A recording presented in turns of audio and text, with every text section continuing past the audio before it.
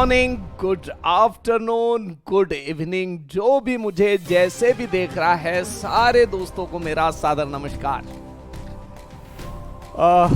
चलो ये म्यूजिक की रफ्तार को थोड़ा धीमे कर देते हैं और आगे बढ़ते हैं, चीजों को थोड़ा आगे बढ़ाते हैं। कल इनफैक्ट मैंने आपका लेक्चर लिया, लेकिन कुछ दिक्कतें आ गई जिसमें पूरा का पूरा लेक्चर डिलीट हो गया। तो आज का लेक्चर वापस से जो मैंने पढ़ाया था उसी को दोहरा रहा हूं। आपने नहीं देखा, लेकिन मैं पढ़ा चुका था थोड़ा, तो उसी को दोहरा रहा हूं। चलो मिलते हैं, पढ़ते हैं। 40 क्वेश्चन हमारे इसके पहले हो चुके थे। आज का क्वेश्चन 41 नंबर से आगे के सारे क्वेश्चंस आज लेने का है ना। आप लोगों में से कुछ लोगों का ये आया था कि सर आप अगर बड़ा पेन यूज करें, जाड़ा पेन यूज करें तो अच्छा, ताकि फॉन्ट साइज अगर बढ़ जावे तो हमको दिखने में आसानी जाएगी। तो आपकी बातों को ध्यान में रखते हुए, आपकी बातों को मद्देनजर रखते हुए, हम अब अगले क्वेश्चन के अंदर यानी आगे के सारे इसके अंदर मैं थोड़ा सा है ना बोल्ड पेन यूज करूंगा, ताकि थोड़ा क्लियरिटी में आप देख सके। आपके डिवाइसेस बहुत छोटे छोटे रहते है ना, तो इसी के लिए। चलो एग्जाम्पल नंबर 41, अंगार क्वेश्चन है दोस्तों, बहुत जबरदस्त क्वेश्चन है, बड़ा मजा आएगा आप लोगों को, है ना, बड़ा एंजॉय करोगे आप लोग इसमें।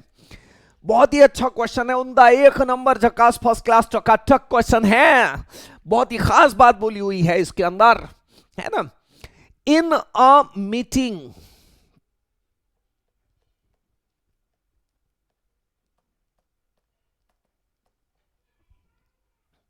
after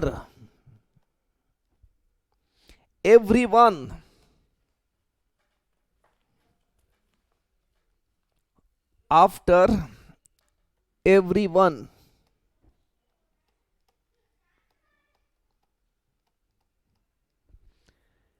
shaken hands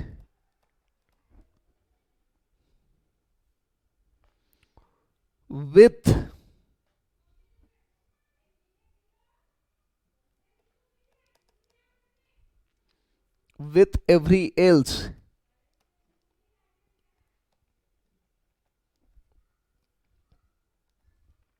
it was found that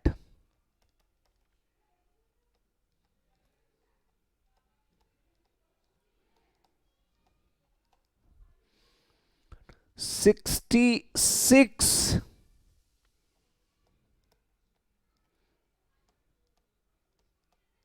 handshakes were exchanged.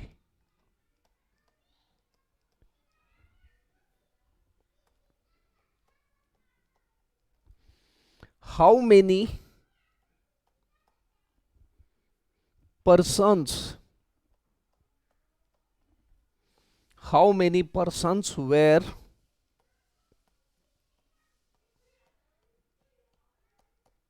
present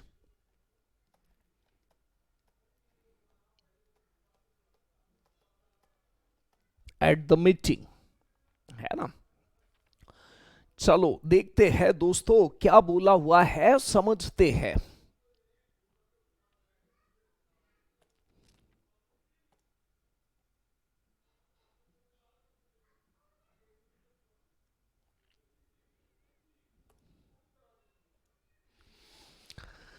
देखो क्या बोला हुआ है ना। क्वेश्चन ऐसा है कि एक कोई मीटिंग हुई है और उस मीटिंग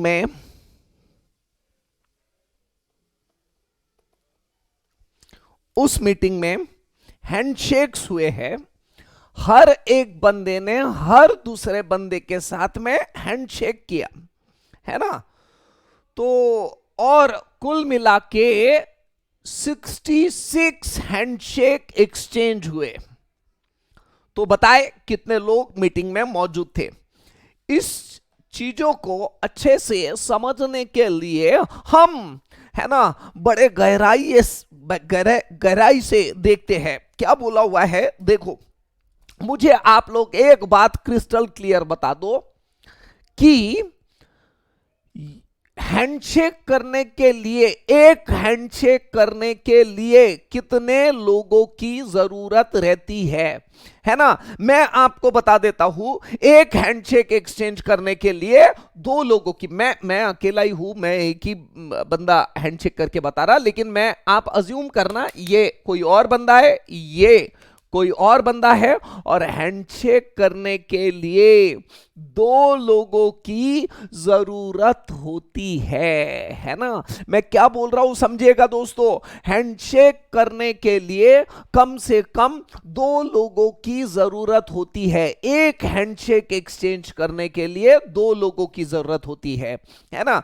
यानी देखो, मैं आपको यहां पे समझा रहा हूं, बंदा नंबर 1, बंदा नंबर 2, ये दोनों मिलके एक हैंडशेक एक्सचेंज करेंगे, है ना। दो लोग हैं तो एक हैंडशेक एक्सचेंज हो रहा है।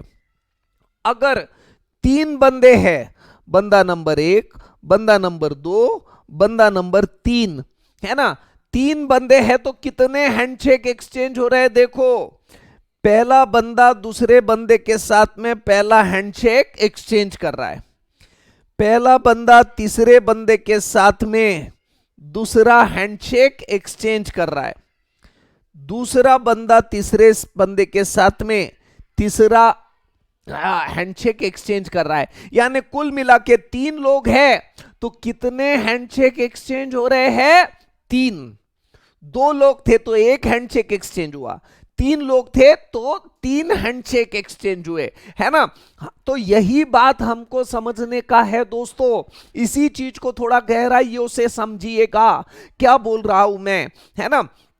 तो हमारे पास में अब ये 3 बंदे थे तो हमने मैन्युअली कर लिए, है ना, लेकिन 50 बंदे रहे, 100 बंदे रहे, तब कितने हैंडशेक एक्सचेंज करोगे, ये निकालना हमारे लिए मैन्युअली थोड़ा दिक्कत वाली बात है।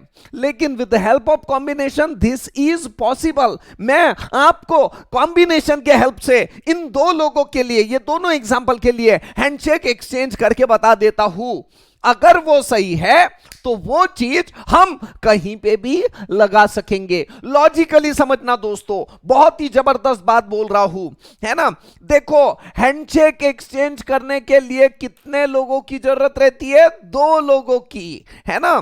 तो देखो, हैंडशेक एक्सचेंज करने के लिए 2 लोगों की जरूरत रहती है, तो ये लिख दिया मैंने 2।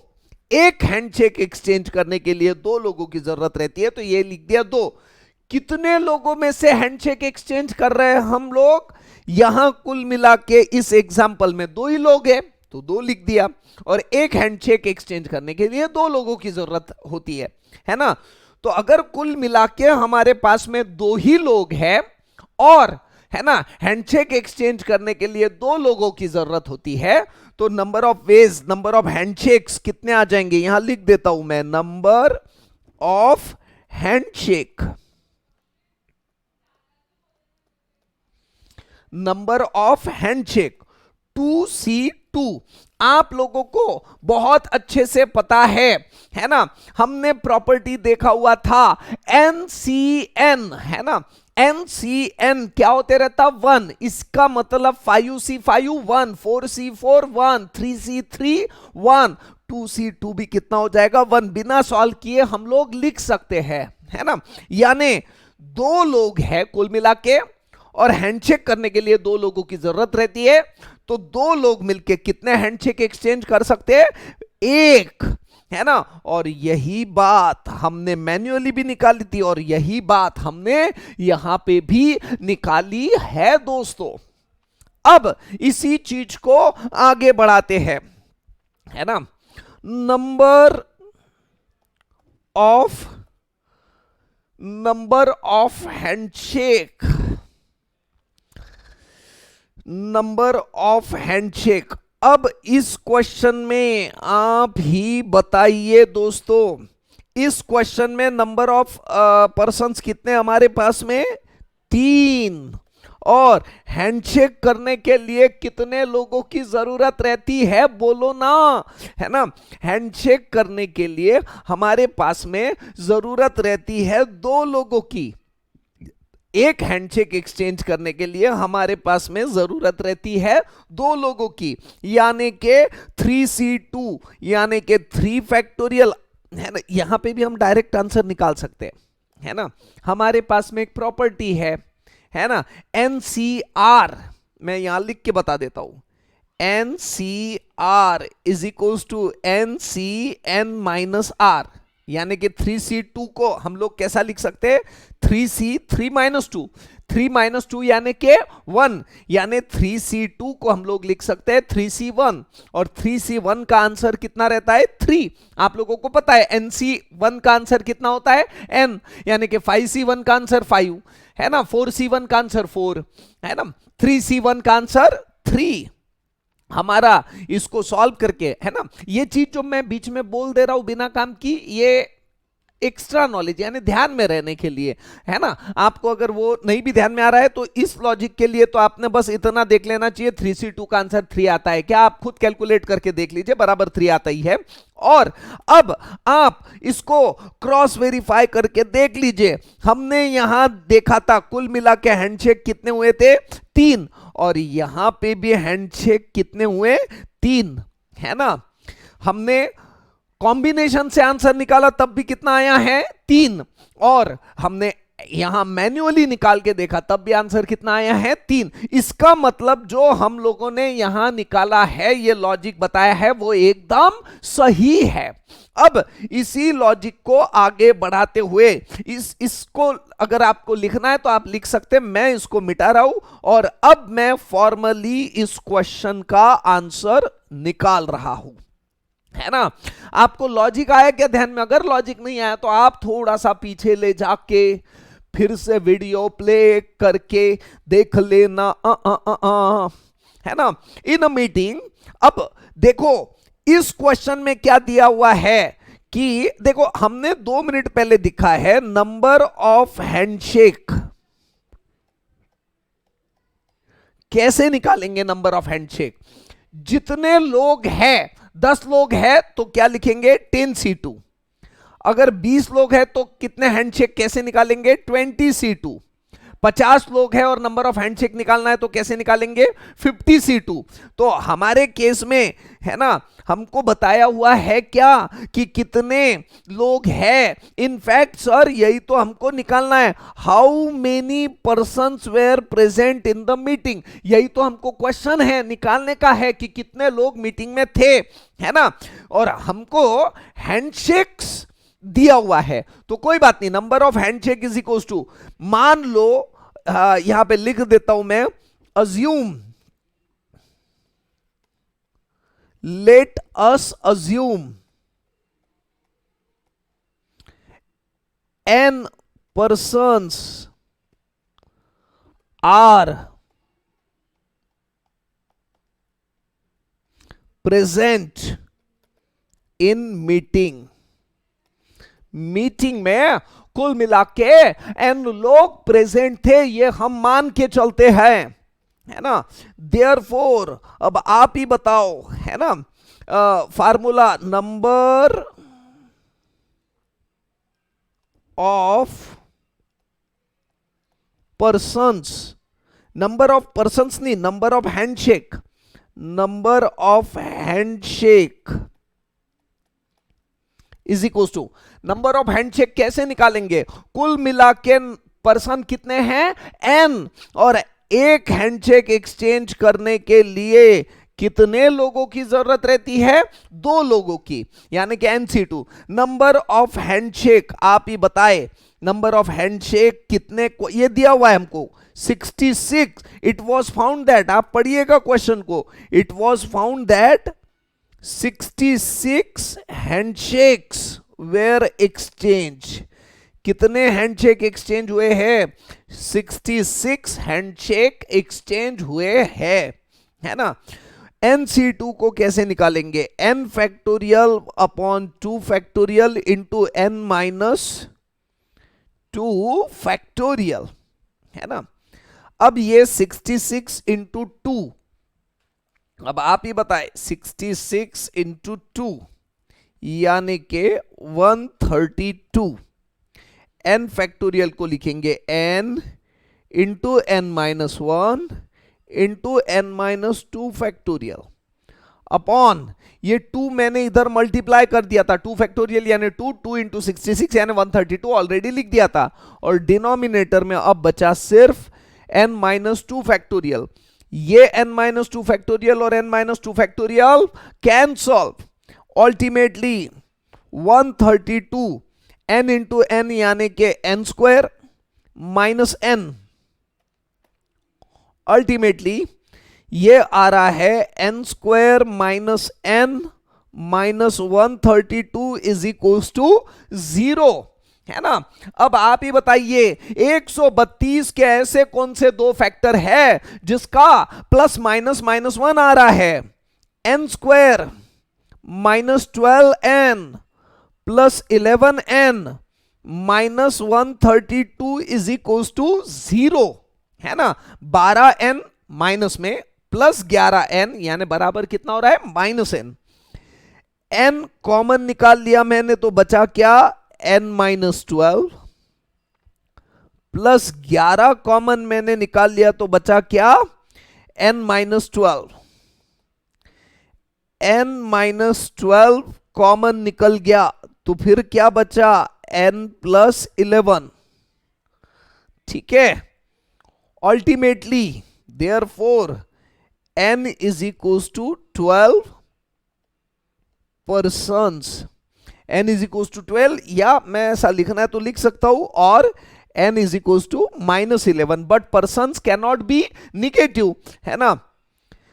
देयरफॉर फाइनल आंसर आ जाएगा n is equals to number of persons are 12, therefore number of persons are 12, है ना। नंबर ऑफ पर्सन्स आर 12, यही रहेगा हमारा आंसर। क्वेश्चन बहुत अच्छा था दोस्तों, आप इसको आराम से समझ लीजिएगा, है ना। बहुत अच्छा क्वेश्चन था। खास बात एक ही है, इसके अंदर एक नया लॉजिक हम लोगों को मिल रहा है। वो नया लॉजिक ये है कि हैंडशेक करने के लिए दो लोगों की जरूरत है ना। जितने भी लोग हैं, है ना, C2 लगेगा। 2 क्यों लगेगा? 2 जितने भी लोग हैं C2 लगेगा। क्यों लगेगा 2? इसका रीजन बहुत सिंपल और सरल है, और वो रीजन एकमात्र है ना। वो रीजन एकमात्र है कि हैंडशेक करने के लिए दो लोगों की, एक हैंडशेक करने के लिए दो लोगों की जरूरत होती है। ठीक है दोस्तों, ये खास बात है इसके अंदर, यही खास बात है इसके अंदर, ठीक है।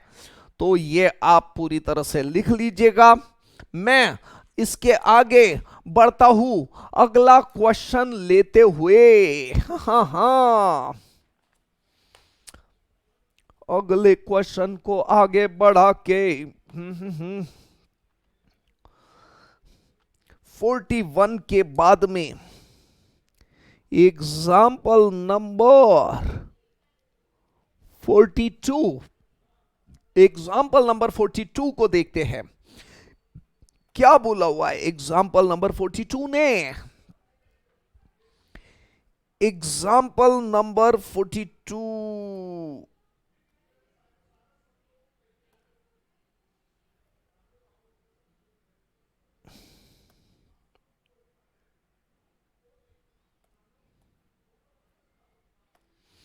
एग्जाम्पल नंबर 42 आपको बोल रहा है,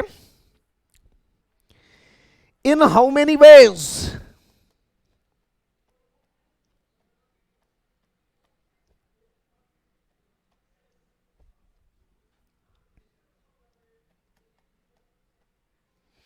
a team of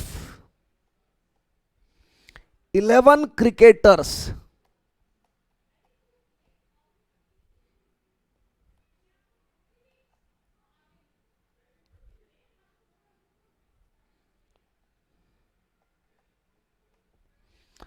chosen, है ना, from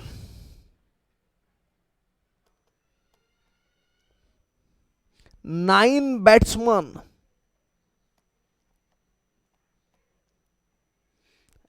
and 6 bowlers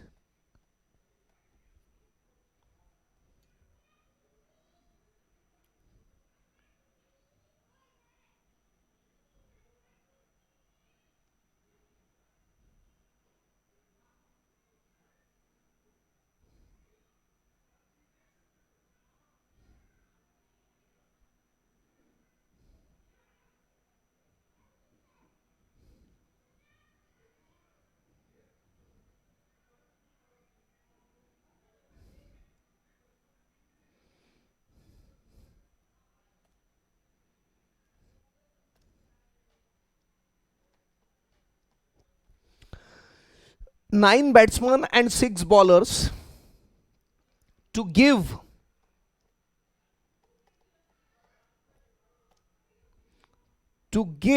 खास बात है, to give majority of batsmen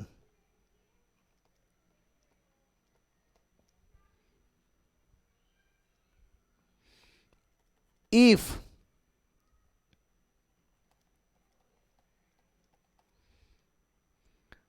at least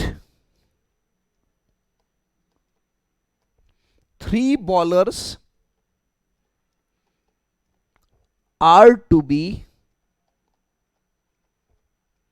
included, है ना, कम से कम 3 बॉलर इंक्लूड करना पड़ेगा।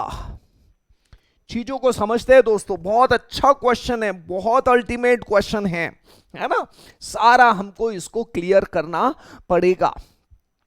ठीक है, देखो क्या बोला हुआ है, मैं लिख लेता हूं यहां पे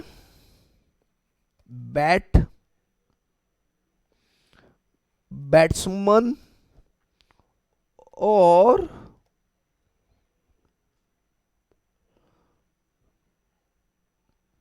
बॉलर्स। ठीक है, कुल मिला के कितने बैट्समैन हैं हमारे पास में? 9। कुल मिला के कितने बॉलर्स हैं हमारे पास में? 6। हमको जो टीम सिलेक्ट करने की है, कितने लोगों की टीम सिलेक्ट करने की है? 11। क्वेश्चन को अच्छे से पढ़िएगा, 11 लोगों की टीम सिलेक्ट करने का है ना, 9 बैट्समैन और 6 बॉलर में से। लेकिन खास बात बोला हुआ है, मेजॉरिटी। कौन सी रिटी? मेजॉरिटी। किसकी चाहिए? है ना, मेजॉरिटी चाहिए बैट्समैन की। और खास बात और है, एक ही कंडीशन नहीं है, दूसरी कंडीशन और है का दोस्तों। दूसरी कंडीशन है कि कम से कम 3 बॉलर, कम से कम कितने? कम से कम 3 बॉलर रहने ही चाहिए। टीम के अंदर 3 से कम बॉलर चलने वाले नहीं हैं, 3 बॉलर तो लगने ही वाले हैं। ये और एक खास कंडीशन है दोस्तों। तो अब आप मुझे बताएं कि 2 कंडीशन है, ज्यादा भाई 11 लोगों की टीम है तो ज्यादा मेजॉरिटी किसकी रहनी चाहिए? बैट्समैन की, है ना। बॉलर कम रहने चाहिए, बैट्समैन ज्यादा रहने चाहिए, ये एक कंडीशन। लेकिन किसी भी हालत में तुम ऐसा नहीं कर सकते कि 11 के 11 बैट्समैन ले लिए, ऐसा नहीं पॉसिबल है। 9 बैट्समैन ले लिए, 8 देखो हमेशा ध्यान रखना, कम से कम आपको टीम के अंदर 3 बॉलर रखना पड़ेगा, है ना। देखो बोला हुआ है, if at least 3 bowlers are to be included in the team, यही खास बात है। इसी को ध्यान में रखते हुए, है ना, बैट्समैन देखो, मान लो पहला ऑप्शन है ना, पहला वाला ऑप्शन लेते हैं हम, मान लेते हैं कि हम मेजॉरिटी बैट्समैन की चाहिए तो 6 बैट्समैन ले लेते हैं, एंड 11 लोगों की टीम बनाने का है तो बॉलर ले लेते हैं 5, है ना, ऐसा पहला ऑप्शन ले लेते हैं। और दूसरा ऑप्शन, हम 6 बैट्समैन के जगह बैट्समैन को और बढ़ा लेते हैं, 7 बैट्समैन ले लेते हैं, और कुल मिला के टीम तो 11 लोगों की ही रहेगी। तो बॉलर को हम लोग लिख लेते हैं 4, 7 और 4 11। कोई दिक्कत ऐसा किया तो नहीं सर, है ना, आपका हुक्म सर, आंखों पे सर। तीसरा और तरीका ले लेते, कुल मिला के हमको जो लोग लगेंगे वो तो कितने लगेंगे, 11, है ना, 7 के बजाय हम 8 बैट्समैन ले लेते हैं सर, एंड पूरा ध्यान, पूरा कंसंट्रेशन, है ना, 7 के जगह पे 8 बैट्समैन ले लेते, और बॉलर तो कम भी रहे तो चलता, मेजॉरिटी बैट्समैन की चाहिए तो बॉलर को 3 ले लेते, और कुल मिला के हमारी टीम 11 लोगों की हो रही है। किस्सा खत्म, ऐसा भी कर सकते हैं। और अब आप मुझे बताओ, क्या मैं ऐसा कर सकता हूं क्या कि मुझे जो टीम चाहिए वो 11 लोगों की टीम चाहिए, तो मैं यहां पे, है ना, सारे लोगों को साक्षी मान के 9 बैट्समैन ले लेता हूं और 2 ही बॉलर लेता हूं। इज इट पॉसिबल, हां या ना? आपको सोच के बताने का है, आप ही को बताने का है ना सर। मुझे आप लोगों की आवाज आ चुकी है। नहीं, यहां सर बॉलर कितने आए, 2, और 2 बॉलर से काम चलने वाला नहीं है, कम से कम 3 बॉलर की जरूरत है। कम से कम 3 बॉलर की जरूरत है, तो ये 2 बॉलर से काम चलने वाला नहीं है। ये चौथा वाला ऑप्शन जो है, चौथी वाली कंडीशन जो है, ये हमारा पर्पस सेटिस्फाई नहीं कर रही, तो इसको हम लोग निकाल देते हैं, है ना। ये पूरी ओवरऑल सिचुएशन है। अब आप ही बताइए कैसे सॉल्व करेंगे, है ना। नंबर ऑफ वेज, कितने टीम से 11 क्रिकेटर्स को चूज कर सकते, तो एक तो पहला ऑप्शन, और दूसरा ऑप्शन, और तीसरा ऑप्शन, है ना। अब बात करते हैं पहले ऑप्शन की। पहले ऑप्शन में कुल मिला के बैट्समैन कितने हैं, 9। हमको कितने सिलेक्ट करने का है, 6। 9 में से 6 को कितने तरीके से सिलेक्ट करेंगे, 9C6, एंड यानी के मल्टीप्लीकेशन, 6 में से 5 बॉलर को कितने तरीके से सिलेक्ट करेंगे, 6C5, और यानी एडिशन, है ना। सेकंड, 7 बैट्समैन को सिलेक्ट करने का है। कुल मिला के बैट्समैन कितने हैं, 9, और हम कितने बैट्समैन को सिलेक्ट करेंगे, 7, 9C7, एंड यानी के मल्टीप्लीकेशन 6C4, और के बाद में third condition 9C8 into 6C3, ठीक है। ये सारी चीजें यहां पे खत्म हो रही है। अब इसको सॉल्व कर लेते हैं सारा, है ना।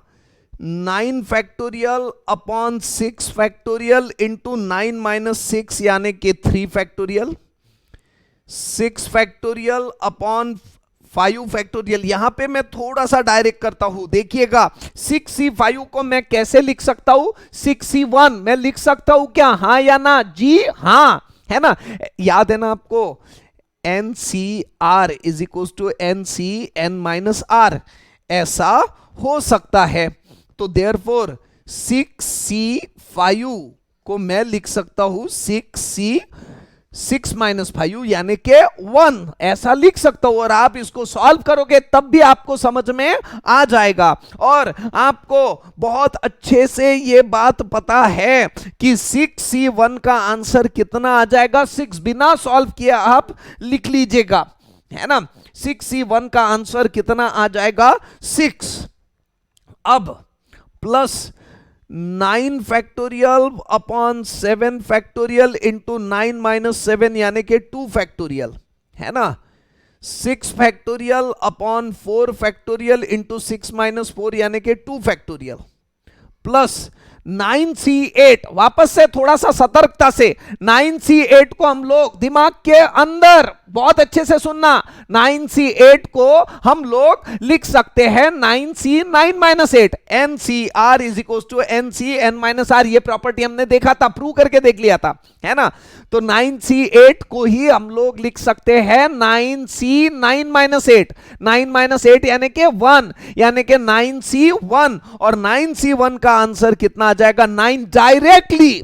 इट इज पॉसिबल, आप खुद निकाल के देख लीजिएगा, इसको सॉल्व करके आंसर 9 ही आएगा। इंटू 6C3 को 6 फैक्टोरियल अपॉन 3 फैक्टोरियल इंटू 6 - 3 यानी कि 3 फैक्टोरियल, है ना। ये जो साइड में मैंने लिखा था इसको मिटा देता हूं ताकि आपको सारी चीजें एकदम अच्छे से दिखे। अब इसको सॉल्व करते हैं, है ना। तो ये 9 × 8 into 9 × 8 into 7 into 6 factorial upon 6 factorial. देखिए ये 6 और ये 3 फैक्टोरियल क्या हो गया, कैंसल। हमने डायरेक्टली कैंसिल कर दिया। 3 फैक्टोरियल का मतलब 6 ही होता है, 3 × 2 × 1 यानी कि 6, ठीक है। अब यहां पे प्लस इस 9 फैक्टोरियल को लिखेंगे 9 × 8 × 7 फैक्टोरियल। ये 6 फैक्टोरियल को लिखेंगे 6 × 5 × 4 फैक्टोरियल अपॉन ये 7 फैक्टोरियल जैसा का वैसा 2 फैक्टोरियल यानी कि 2, 4 फैक्टोरियल जैसा का वैसा 2 फैक्टोरियल यानी 2, प्लस 9 × 6 फैक्टोरियल को लिखेंगे 6 × 5 × 4 × 3 फैक्टोरियल अपॉन ये 3 फैक्टोरियल जैसा का वैसा और सेकेंड वाला 3 फैक्टोरियल यानी 6। अब जो जो कट सकता है उसको काट देते हैं, है ना। ये 4 factorial cancel, 7 factorial cancel, 3 factorial cancel, 6 cancel, 2 × 2 यानी के 4, है ना। 4 × 2 यानी के 8। अब हम इस पोजीशन पे आ चुके हैं कि इसका लगभग फाइनल आंसर लिख देंगे। कैलकुलेटर हाजिर हो गया, है ना। The effect of Mahabharata and Ramayana, है ना। 9 × 8 × 7 ये आ रहा है 504। 9 × 2 × 6 × 5 ये आ रहा है 540 प्लस 9 × 5 × 4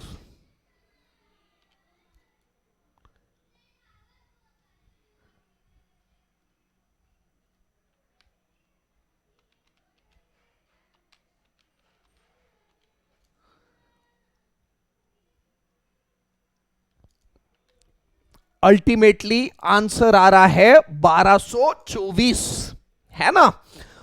आप देख लीजिएगा दोस्तों, इसमें कहीं कोई दिक्कत है तो आप अच्छे से देख लीजिएगा, है ना। क्वेश्चन बहुत अच्छा था, गलती होने का, एक्सीडेंट होने का एक ही चांस है जो हमने चौथी वाली कंडीशन लिखी थी, ठीक है दोस्तों, है ना। चलो चीजों को आगे बढ़ाते हैं। एग्जाम्पल नंबर 43 देखते हैं। आपको इसका आंसर लिखना भी है तो आप बराबर पॉज कर लीजिएगा। ये देखिए एक ही स्लाइड में सब कुछ आ रहा है, आप पॉज करके लिख लीजिएगा। मैं बढ़ता हूं थोड़ा सा आगे, है ना। एग्जाम्पल नंबर, पिछला क्वेश्चन 42 देखा था, तो अगला क्वेश्चन हमारा रहेगा 43, है ना, खास आपके लिए दोस्तों। ये एग्जाम्पल नंबर 43,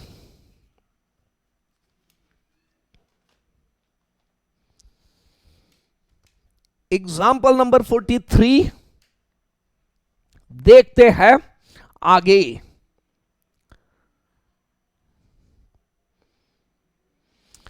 चलो आगे बढ़ते हैं, है ना, आगे बढ़ते हैं, चीजों को थोड़ा समझते हैं, है ना।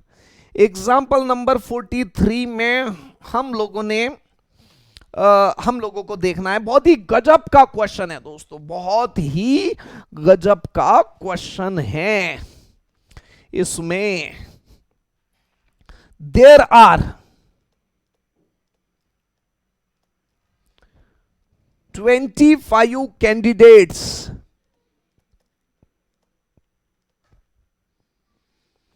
which include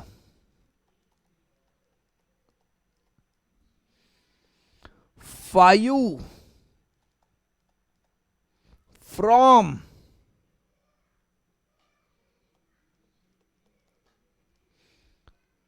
special category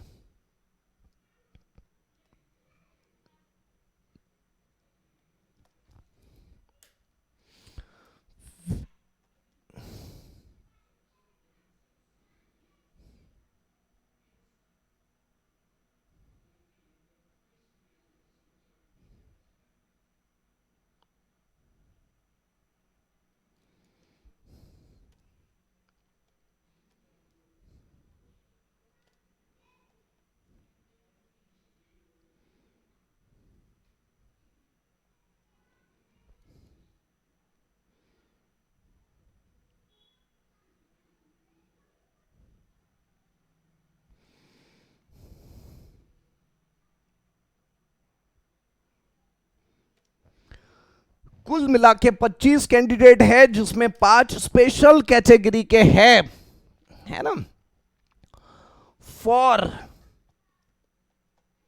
12 vacancies,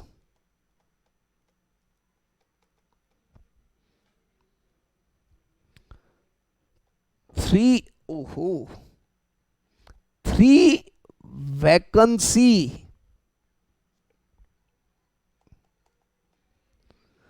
are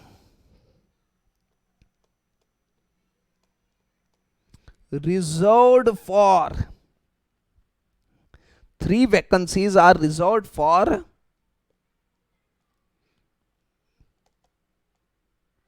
special category candidates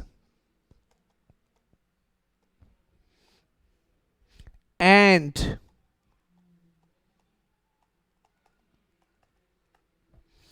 remaining vacancies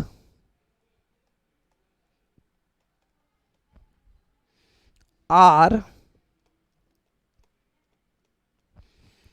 open to all. Find the number of ways in which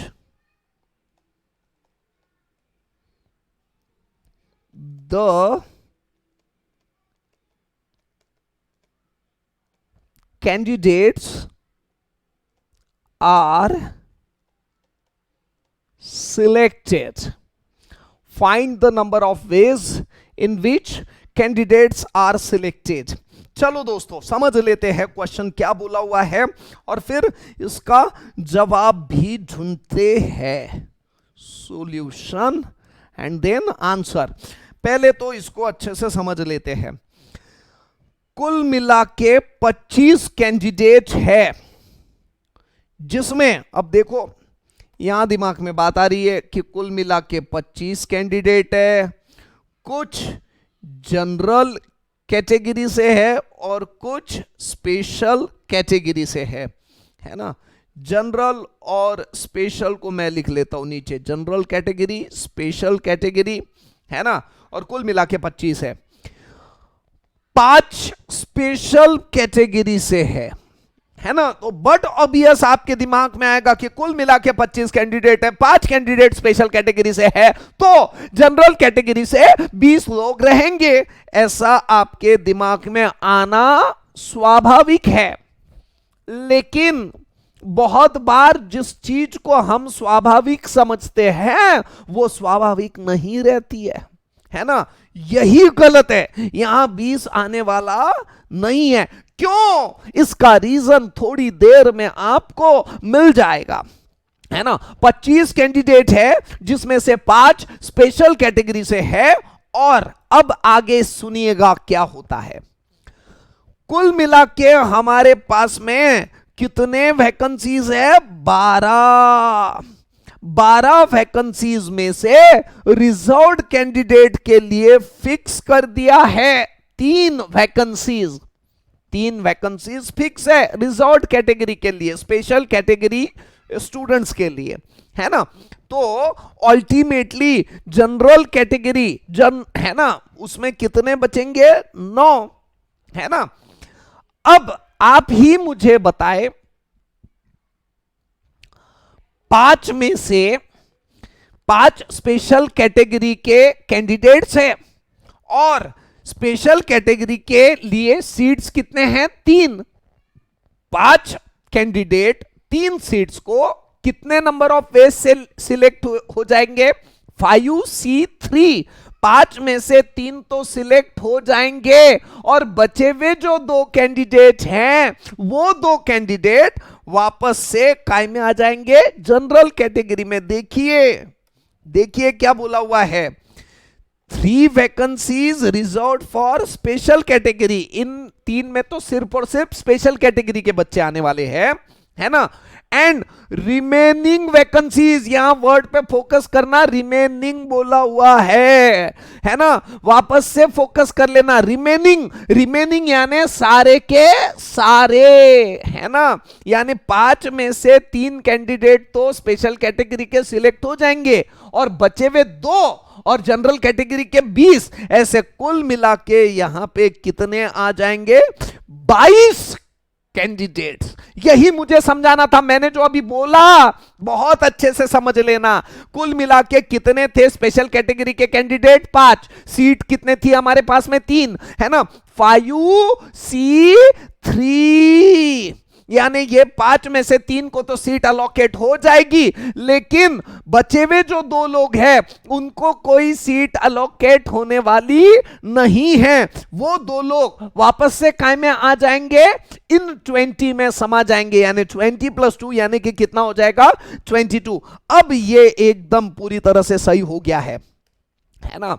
अब आप ही बताइए, है ना, number of ways is equals to 22C9, है ना। ये 9 भी चाहिए एंड 3 भी चाहिए, है ना। 22C9 एंड यानी के मल्टीप्लीकेशन, और 5 में से 3 को सिलेक्ट करना है, यानी कि 5C3, है ना। ये आ जाएगा 22 फैक्टोरियल अपॉन 9 फैक्टोरियल इंटू 22 - 9 यानी कि 13 फैक्टोरियल, है ना। 22 - 9 यानी कि 13 factorial into 5 factorial upon 3 factorial into 5 - 3 यानी कि 2 फैक्टोरियल।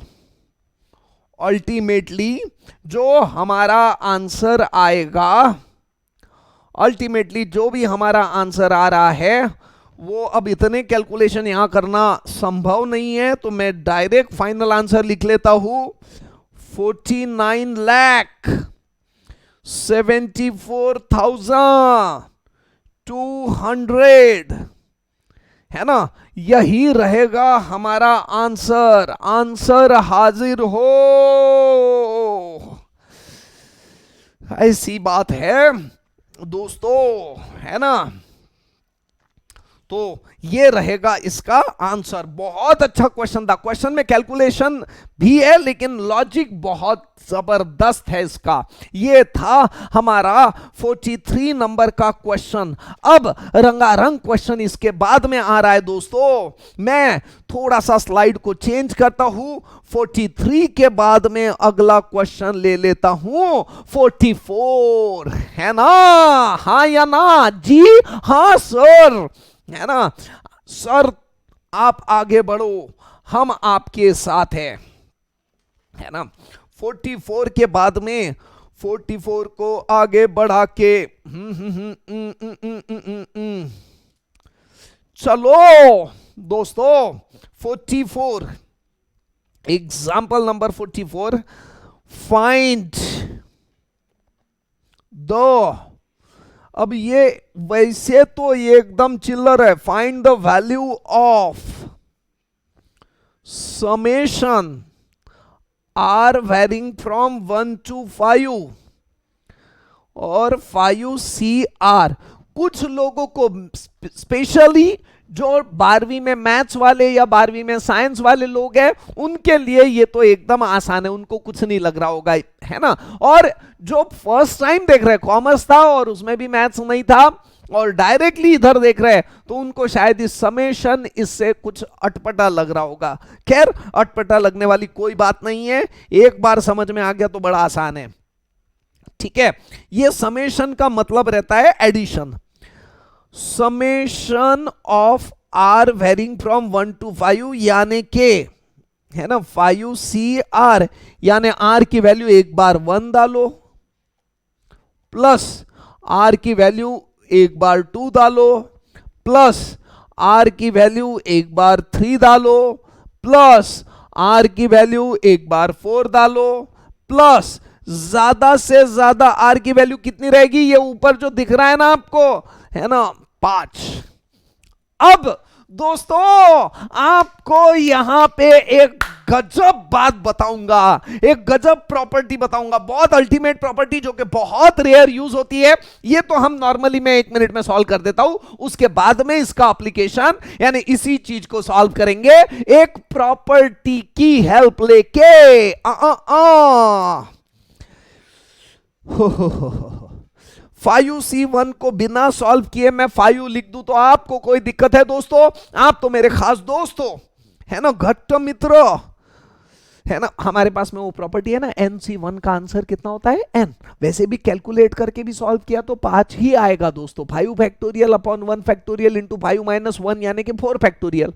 न्यूमरेटर के 5 फैक्टोरियल को लिखेंगे 5 इंटू 4 फैक्टोरियल और डिनोमिनेटर का 4 फैक्टोरियल कैंसल, अल्टीमेटली 5 आंसर, है ना।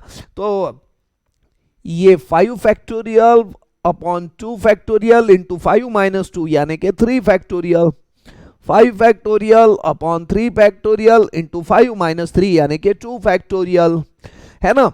अब वापस से यहां अप्लाई कर लेना, 5C4 को ही हम लोग कैसा लिख सकते हैं, 5C 5 माइनस 4, 5 माइनस 4 यानी कि 1, यानी कि 5C1 और 5C1 का आंसर कितना आ जाएगा, 5, है ना। आप लोगों को पता है NCN हमारे पास में एक प्रॉपर्टी थी, NCN का आंसर कितना आते रहता, 1, यानी कि 10C 10 का आंसर 1, 9C 9 का आंसर 1, 5C 5 का भी आंसर क्या आ जाएगा, 1। अल्टीमेटली पंजो इसको सॉल्व कर लेंगे तो ये आ जाएगा 10, ये भी कितना 10 और ये 5 और 1 6, तो कुल मिला के 20 और 31 हमारा रहेगा आंसर इसका, है ना। ये हम लोगों ने नॉर्मली सॉल्व कर लिया है दोस्तों, लेकिन इसी चीज को हम यहां सॉल्व करेंगे एक प्रॉपर्टी की हेल्प लेके। मैं आपको एक प्रॉपर्टी बताता हूं। एक हमारे पास में प्रॉपर्टी थी भाई और बहनों, हमारे पास में एक प्रॉपर्टी है जिसका एप्लीकेशन बड़ा ही रेयर है भाई और बहनों। आज मैं उस प्रॉपर्टी को, है ना, पूरे 130 करोड़ देशवासियों के समक्ष रखता हूं दोस्तों, और मुझे आशा है आप लोगों को ये प्रॉपर्टी बड़ी अच्छी लगेंगी दोस्तों। अब देखिएगा, एन एक प्रॉपर्टी थी NC0 plus NC1 plus NC2 plus and so on plus NCN, या इसका आंसर रहता है 2⁻n, है ना। इसका आंसर रहता है 2⁻n। ये बात दिमाग में उतार लो, ये बिल्कुल आप कैलकुलेट करके देख लेना, ये ऐसा आता ही हर बार, है ना। मैन्युअली ले लो अपने मन से n के आंसर, कोई भी, और या अभी हम वेरीफाई भी कर लेंगे, ये इसके साथ में वेरीफाई कर लेंगे। सर तो फिर डायरेक्टली लिख दो सर आंसर। अबे समझ, है ना, यहां शुरुआत कहां से थी, मैं n की वैल्यू 5 डाल देता हूं, है ना। तो अगर मैं n की वैल्यू 5 डालूं तो ये 5C0, ये 5C1, 5C2, so on up to 5C5। हम यानी शुरुआत कैसे हो रही है 5C0 से, लेकिन हमारे पास में 5C0 से शुरुआत नहीं हुई है, हमारे पास में शुरुआत हुई है 5C1, और इस तरह के क्वेश्चन में हमेशा शुरुआत 5C1 से ही होंगी, है ना। सर फिर तो ये प्रॉपर्टी अप्लाई हो ही नहीं रही है, हो रही है, फिर भी हो रही है, देखिएगा। अरे NC0, हमारे पास में एक और प्रॉपर्टी थी, NC0 का आंसर कितना आते रहता 1, यानी इसी प्रॉपर्टी को देखो मैं कैसा लिख देता हूं, NC1 plus NC2 so on up to NCN is equal to 2⁻n minus NC0 लिख सकता हूं, और NC0 का आंसर आता है 1। जी हां, आप निकाल के देख लीजिए, NC0 ये यहां निकाल के बता देता हूं आपको, is equal to n factorial upon 0 factorial into n minus 0 factorial, यानी कि n factorial cancel, ultimately 1 answer स्वाहा। ऐसा हो रहा है, NC0 का आंसर 1 आ रहा है और मैंने उसको डायरेक्टली लिख लिया। ठीक है दोस्तों, है ना। अब समझिएगा, अरे भाई और बहनों समझिएगा दोस्तों, NC0 का आंसर आ रहा है 1। अब आप इसको इससे कंपैरिजन कर सकते हैं।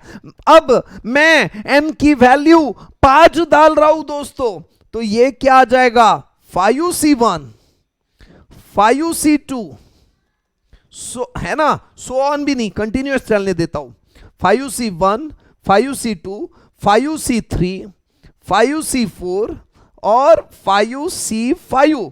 आंसर क्या आ जाएगा, n की वैल्यू 5 लिखा है तो 2⁻5 माइनस 1, 2⁻5 यानी 32 माइनस 1, यानी अल्टीमेटली आंसर क्या आ जाएगा 31। सर इतना सब करने से अच्छा तो हम डायरेक्ट ऐसा ही सॉल्व करते हैं ना। अबे पगले, ये समझ ले, ये अभी तो हमको इतना समय लगा, इसको अगर समझ लिया तो डायरेक्टली लिख सकते हैं आंसर, है ना। और यहां 5 तक ही है, यहां 50 तक भी तो रह सकता है ना। तो ये वे से हमको थोड़ी आसानी जाती है, और नहीं भी जाती है तो हमारी प्रॉपर्टी थी, हमको कहीं ना कहीं तो उसको समझना था, जो कि हमने यहां पे समझ लिया।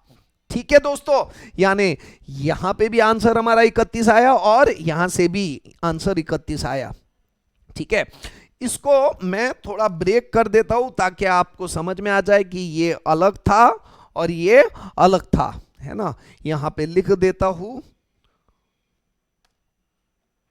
अदर वे, अदर वे से भी हमने इसका आंसर निकाल लिया है दोस्तों, है ना। दोस्तों अब समय आ गया है छोटे मोटे होमवर्क का। आज क्लास को यहीं समाप्त करते हुए मैं आपको छोटा मोटा होमवर्क दूंगा दोस्तों। कंटिन्यूएशन में ही होमवर्क चलने देता हूं। 44 क्वेश्चन हो गए, 45। हाउ मेनी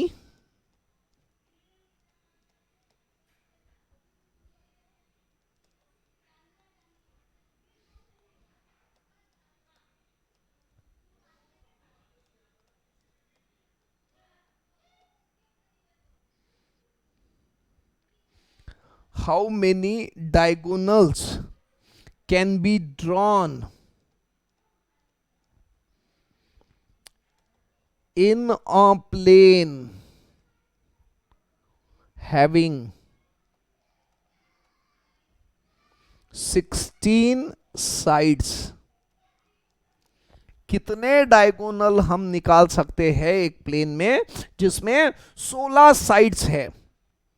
ठीक है, आंसर हम लोग देखेंगे, लेकिन अगले अगले इसमें मैं अभी आंसर भी नहीं दूंगा इसका। अगले इसमें मैं सॉल्व करके पूरा रेडी रखूंगा और आप बस उसको देख सकोगे। अगले लेक्चर में पूरा सॉल्व करके दूंगा आप लोगों के लिए, तुमच्यासाठी काही पण। Let S be the collection of 8 points in a plane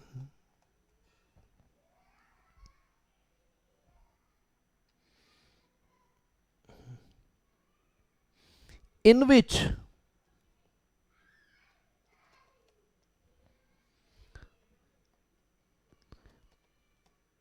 3 points are on a straight line.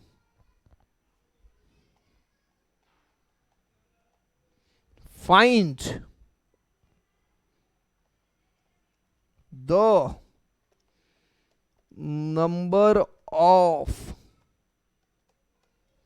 triangles, है ना? तो आपको निकालना है नंबर ऑफ ट्रायंगल्स। 46, 47, 47 क्वेश्चन है। A company simultaneously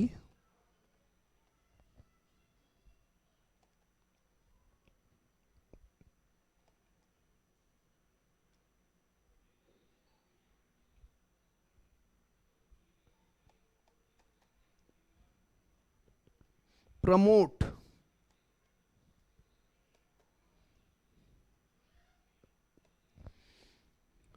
two out of its 6 department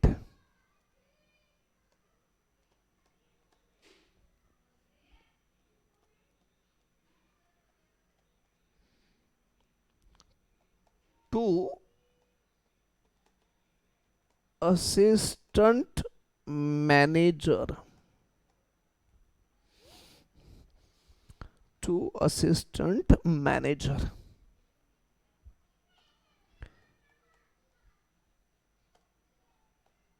in how many ways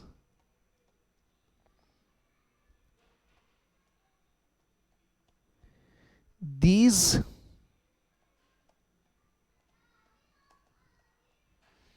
promotions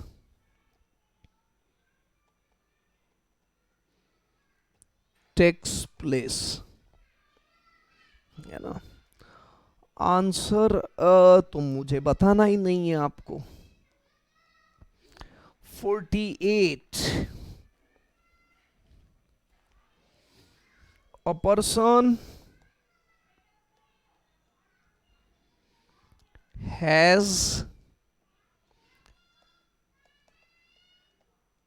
8 friends find, आपका समय ऐसा ज्यादा जा रहा होगा तो आपने फॉरवर्ड करके पॉज कर लेना जिसमें सारे लिखे हुए रहेंगे। और इसके अलावा मैं शीट्स भी आपको देने वाला हूं, तो आपका जहां मैंने पढ़ाना रोक दिया था आप वहीं से देखना बंद कर सकते हो, शीट्स में आपको सब कुछ मिल जाएगा। Find the number of veg, find the number of ways in which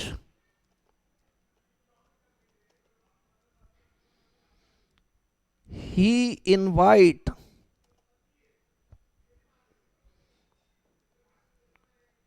one or more for dinner, है ना। आंसर मुझे बताना है ही नहीं। 48 के बाद में 49, NC3 इज इक्वल टू 220, है ना। फाइंड N, आपके पास में ऑप्शन है A 11, B 12, C 13, D 9।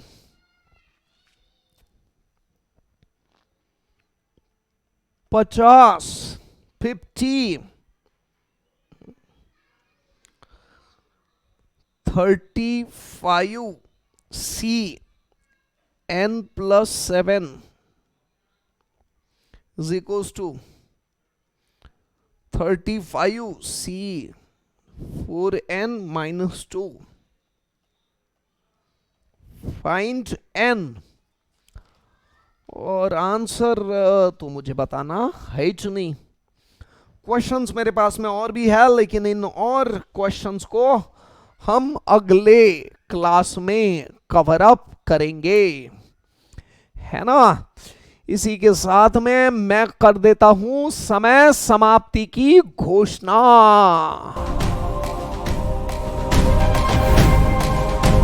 तो चलो दोस्तों, आज इतना लेके हमारा लेक्चर खत्म करते हैं।